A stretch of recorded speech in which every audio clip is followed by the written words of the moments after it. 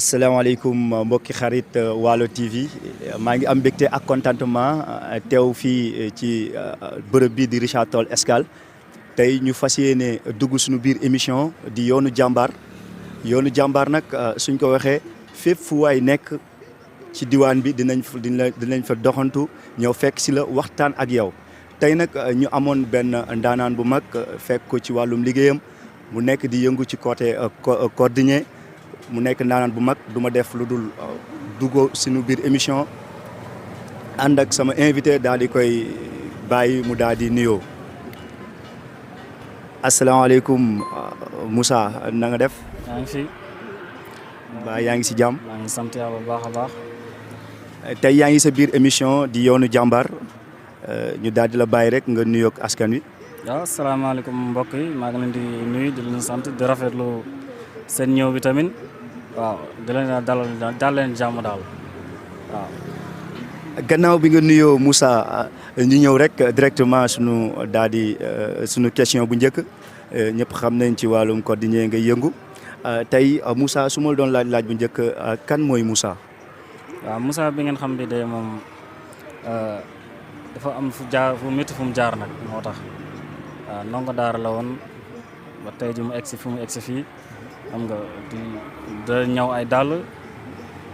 dem ba yenn jamono xam nga rek ak yàlla ndogalam daal waaw dem benn instant daal ñu nekk si commencé di créer waaw dañu noonu daal. waaw comme ni nga ko waxee Moussa benn ndongo daara la woon rek ba tey muy xuus daal di jaar fi ba yegg si fii nii tey ci loolu lay ñëw rek ñu bëggoon nga nettalu ñu tuuti rek si sa parcours quoi si sa jaar-jaar. waaw di rafetlu question bi nga wax lii rek man moom maa ngi ñëw fii 2000 waaw sama papa moom fi indi woon ma jàngaloon daara daal waaw mu nekk ndongo daara di yalwaani xam nga comme ndongo daara yi ñuy dundee daal noonu laa doon dundee ak gars yi fii dem benn instant waaw yàlla dogal ma amee tànk ma handicap en 2007 waaw si la sama jàng si la commencé yàqu waaw dem benn instant nag ma commencé bàyyi jàng bi tamit commencé nekk si ay cordonnier waaw mais cordonnier bi doon nekk si suñu ay sëriñ lañ doon nekk sëriñ ñoo noonu des fois bu ñu amul versement si la ñuy ànd ak ñoom di leen jàppal si liggéey bi ñi man tamit ma si jàngale en attendant ma gëm ko yàgg na métier bi yàgg na nag doon ñëw ay daal siraas rek mais daawoon ci boole lenn nag waaw wutum xaalis daal moo ñu ci dugaloon daal ba yàlla doog sotti lii tey di nii ñuy commencé di créer daal gëm affaire bi daal. ndongo daara nga woon yàlla sunu borom def comme ni nga ko waxee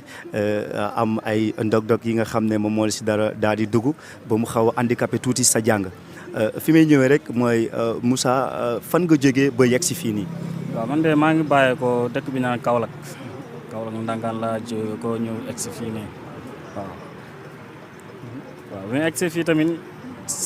sama papa daal si la ma indi fii may jàng daal comme ni mu la ko waxee woon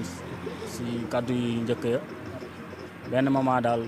ñu bàyyi jàng bi daal ñu commencé nekk si liggéey bi xam nga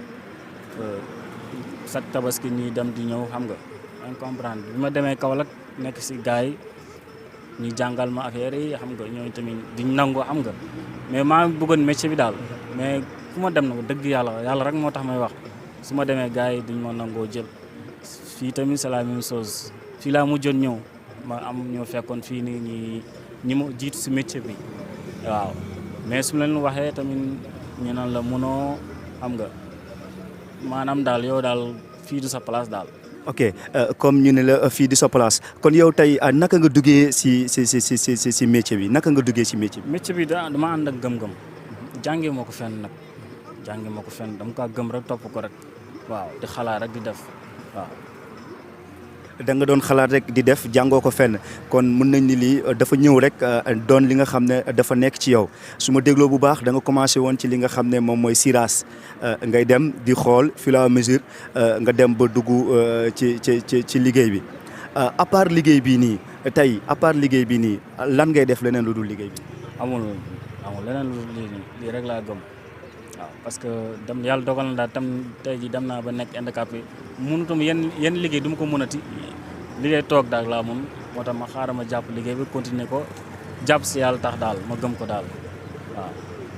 ñi ñëw ci handicap bi tuuti gannaaw bi nga ñëwee foofu noonu handicap bi naka la demee woon accident la wala lu la dab la wala nu mu demee. waaw lii moom kenn mënu comprendre parce que ñii naan liggéey la ñii naan seytaane la parce que mosuma def benn soog maa ngi wéroon normal te loolu moom ma dabee Kasak Sud la ma dalee woon en 2006 la ma dalee woon foofu waaw ba tey jii nii yàlla dogal daal affaire bi dem na ba benn instant tane na ba ma commencé di mun a sama bopp dem ak dikk daal mais avant tout mënu ma woon loolu yëpp dama doon toog benn place samay rakk ñoo ma doon yëkkati xam nga di ma dimbali si yenn côté yi daal ba yàlla dogal tey jii nii moom mun a sama bopp daal waaw di ko sant yàlla tam bu baax a baax. ok handicap bi dafa la ñëw dal la noonu ba tey nga mën a ñëw tey yàlla suñu borom def sa mbokk yi taxaw la si ba nga mën a tey nga mën a continuer say activité ci li nga nekkoon tey su ma doon wax Moussa tey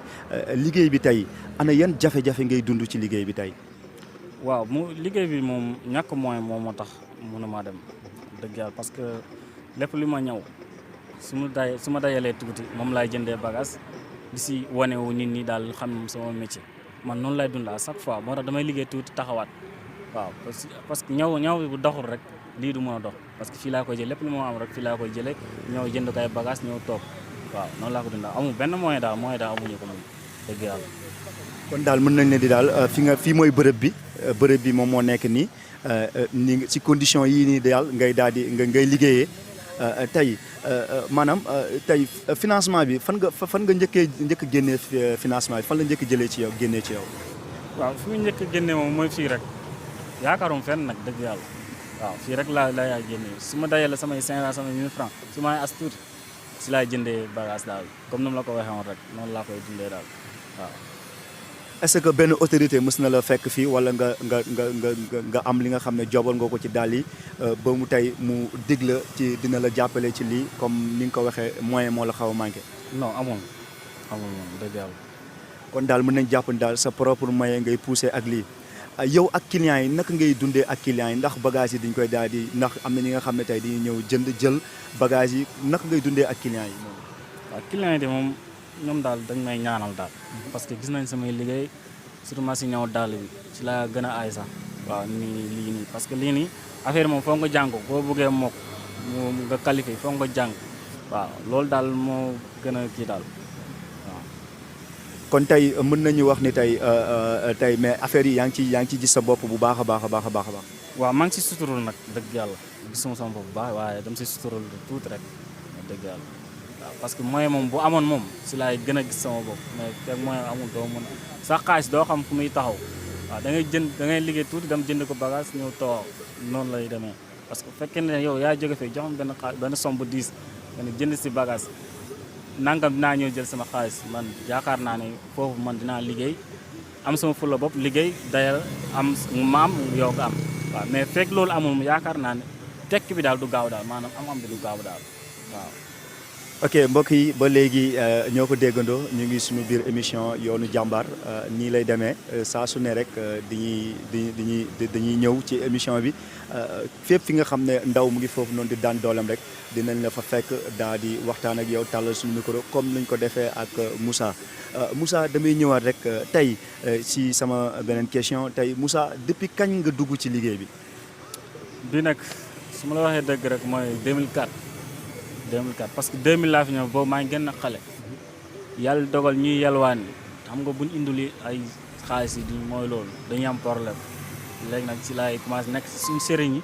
suñu yeneen sëriñ daal maanaam ñi niveau yi ndaw yi daal ñoom tamit dañuy dem liggéey pour seen taabal nekk si garage di liggéey ñun tamit ñun ñooy ñëw nekk apprenti di si nekk di si job dañ comprendre bu ñoom dañuy jàngara mais ñoom ñooy yëkkati benn 100 wala 200 jox ñu waaw depuis boobu maa ngi koy topp mais feebar bu mu ñëwee si la affaire lépp si la arrêté nag dëgg yàlla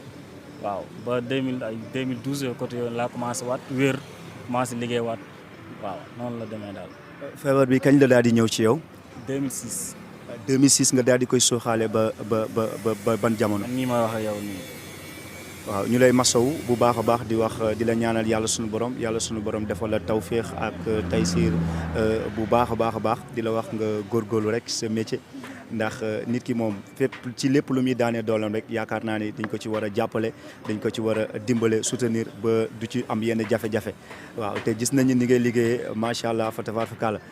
Moussa damay ñëwaat rek ci beneen question bi nga xam ne tey yow tey su ma doon laaj tey Moussa tey maanaam nee nga yow ndongo daara nga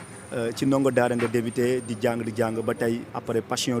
dugal la ci lii wutum weccit ba tey mu dem ba nekk li nga xam ne tey moom mooy sa li nga xam moom mooy sa gagne-pain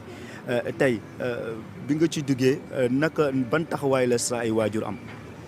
waaw man li mu dëgg yàlla li nga wax la maa ngi koy rafetlu bu baax parce que liggéey bi ma gisee ni liggéey bi man sama lépp si laa koy wute waaw su ma amee daal ñoom laa koy jox te ñoo ngi may remercier si loolu tamit. waaw kontaan nañ si man trop si loolu si métier bi dëgg yàlla man daal ña ngi may sant di ma gërëm daal si métier bi daal macha allah daal waaw. tey sooñ doon wax tey lan moo la gën a marqué tey si sa li nga jot a dund si sa jamono lan la doon. lu ma gën a remarqué moom mooy daar bi moo dugg rek waaw dem benn instant daal damay jàpp ne daal ndogal yàlla la parce que yow bi ngay dugg si daara. boobu nekkoo woon amoo woon benn problème yaay sa cër moo ngi mot nga dem ba yenn jamono yàlla indi daal ndogal waaw doo si mun dara tamit dañ koy sant yàlla rek tamit waaw man daal affaire boobu daal moo gën a nekk sama image daal à chaque fois day nekk sama xel daal waaw ak ci ma jaar yëpp daal macha gars yi ban taxawaay la ñu am tey bi nga demee ba gis maanaam handicap bi nga xam ne tey yàlla sunu borom def na ko sa kanam tey mu nga xam ne yaa ngi koy dundawaale. waaw dëgg yàlla bëri na même bu dul métier bi tamit may na mu beneen côté tamit waaw may na mu côté bu bëri waaw ay kii daal maanaam daal mën naa wax ne maa ngi gis sama bopp daal même bu dul si lii da maa ngi koy yàlla may na mu leneen loo xamante ne maa ngi koy def si wàllum xam-xam tamit. waaw parce que damaa jotoon jaar daara loolu noonu tamit moo ñëwaat si man ba tey jii nii liggéey bi mu doon liggéey ba yàlla dogal ma am lii nii maanaam si gàttal daal mission la boo xamante ne dañoo demoon mission daal ñëwaat. su ma déggee bu baax yaa ngi dox ci wàllum xam-xam tuuti maanaam ñu bëggoon nga ñëw foofu bu baax a baax nga xuus si bu baax. non xam-xam bi moom ñaan la rek lu simple la daal dañ leen naan yéenal benn affaire ñu ñaanal la incha allah yàlla nangul. ñun daal loolu amul bind amul lan da nekk loo xamante man maa gis naa ko sama bopp yaa maa ngi gis naa ko sama bopp su ma la ñaaneel daal yaa xam naa yàlla dina ko nangu si kattanam. yan moment ngay gën a sentir liggéey bi yan moment nga koy gën a sentir ngay sentir ni liggéey bi daal yaa ngi si ci sa bopp. non à tous les moments dama koy sentir sama bopp waaw gars yi dañuy ñëw nice waaw di liggéey lu quoi mais doo xam xaalis fi muy jaar daal loo liggéey mu ngay jëndaat bagage. si boobaa ku nekkaat si leneen tamit encore waaw comme lu mu la waxoon si njëlbeen rek affaire moom doo mën a gis bénéfice bi daal. tey bu la benn autorité doon jàppale tey ci lan nga koy ñaax tey bu mu jàppale ci lan nga koy wax. waaw moyen rek mooy moyen bi rek waaw bu la financé yaakaar naa di nga demal sa bopp waaw bu la financé mu yaakaar naa dinaa dem bu ma financé naa dem incha allah te loolu lay ñaan tamit ku mu mën a jàppale daal mu jàppale ma daal si liggéey bi tamit. waaw yàlla may na ma xel bi daal waaw bu mun a jàppale naa dem incha allah loolu rek moom kon daal yow rek yow yaa fi nekk yow yaay defal sa bopp yow yaay def lépp li nga xam ne tey ci wàllum liggéey bi amul kenn koo xam ne tey mu ngi lay dimbali même ci bagage yi genre affaire wala jàngaloo kenn métier bi nga xam ne tey même boo bougé sax tey dina la fi nekkal. waaw à tous les moments ni mu la ko waxee woon sànq rek affaire bi dëgg yàlla kenn jàppale ma si bagage bi lépp maa koy wutal sama bopp waaw. lépp man maa ko wutal sama bopp waaw dëgg yàlla. waaw mbokk yi tey ñu ngi seet si woon ki nga xam ne tey moom mooy Moussa nekk fii ci Richard Toll Escale muy yëngu ci domaine defar dàll gis ngeen dàll yi tegu fii yëpp moom moo koy daal di defar day jël dàll yi di ko liggéeyee ci anam bu doy waar macha allah fa tafaar fa kàlla ci lii nag lay yëngu ci lii nga xam ne moom mooy gagne-pain ñu ko si ñaanal rek sunu borom defal ko ci tawféex ak taysiir Moussa ñu lay wax rek ñu ngi ci dernière minute yi tey boo doon tàggu tey ana lan ngay tàggu. waaw lu may tàggu da mooy nit ñi daal nañ jàppalante daal waaw parce que lii bëri na Sénégal li nga xamante ni ñoo xam ne dañu am day am talent boo xamante ne tey jii nii war nañ ci mën a tekki mais duñ gis kenn koo xamante ni ku leen mën a jàppale si loolu noonu waaw li may ñaan daal ñu mel ni man daal nan lañ taxaw daal jàppale leen waaw te yàlla rek tax waaw. ok ñoo ko déggandoo nee na nit ñi daal nañ jàppalante te dañoo war di jàppalante parce que lii mën naa ni lii société la ndax tey boo fekkee tey ab daw di defar lu mel ni lu yandi yu rafet yi macha allah teg ci boo xoolee tey man tey bi ma gisee lii sama yaram dafa daw ndax boo xoolee tey bu dem ba jël tissu li nga xam ne moom mooy suñu couleur nationale tey di ci liggéey daal di lu doy waar mooy woon Sénégal benn bopp la dañoo war a ànd booloo surtout bu ñu gisee jeune bi nga xam ne tey mu ngi liggéey ci li nga xam ne tey day développement pour réew la tey lii nii lu mel ni dañ si war a jàppale doomu aadama kon dañ lay wax rek Moussa ñu ngi lay jaajëfal bu baax a baax ñii la émission yoonu jàmbaar la ñii lañ koy doxalee saa su ne bis bu yàlla sàkk dinañu dox xool ñi nga xam ne tey ñoom ñooy yëngu ci li nga xam ne ci li ñuy daanee doole ñu daal di leen fekk si fi ñu nekk ànd ak ñoom ci li nga xam ne moom mooy suñu émission yoonu jàmbaar fii lay xewee ci plateforme bi di Waalo TV di leen jox dig daje ba beneen yoon incha allah.